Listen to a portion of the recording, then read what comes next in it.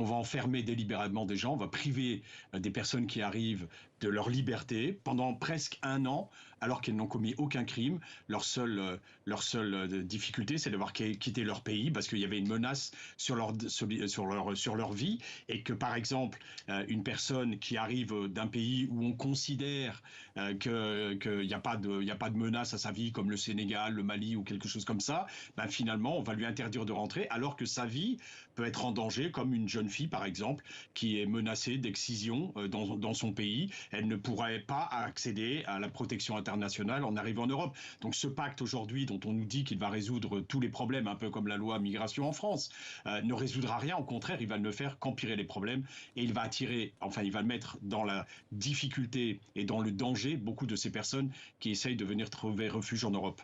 Et vous avez évoqué effectivement ces possibilités de détention préventive pour des migrants, le temps d'examiner les dossiers. Pour vous, effectivement, ils violent toutes ces dispositions, violent leurs droits fondamentaux. Oui, il y a plusieurs violations d'abord. Il y a celle de la Convention de Genève, tout simplement, de 51. La Convention de Genève dit que le droit d'asile est un droit individuel, donc l'exemple que j'ai repris tout à l'heure, qui tient compte de la nationalité de la personne. Et la règle qui est fixée maintenant dans ce nouveau pacte, c'est de dire, s'il y a moins de 20% de protection accordée aux personnes qui arrivent de cette nationalité-là, eh ben on l'accueillera pas en Europe, elle sera retournée dans son pays. Mais non, c'est la Convention de Genève dit la protection internationale, c'est un droit individuel.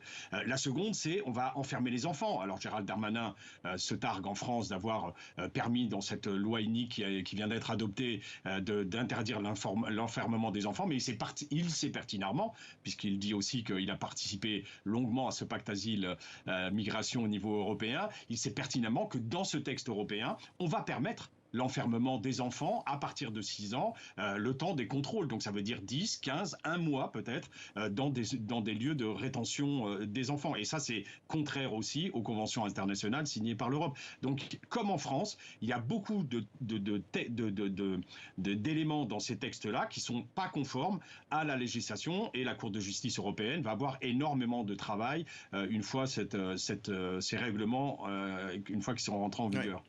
Très, très rapidement, que dites-vous en fait à ceux qui vous disent finalement que ce pacte, comme la loi en France, ne répondent finalement qu'aux souhaits des citoyens, les Français et les Européens, ils voulaient de ces lois-là?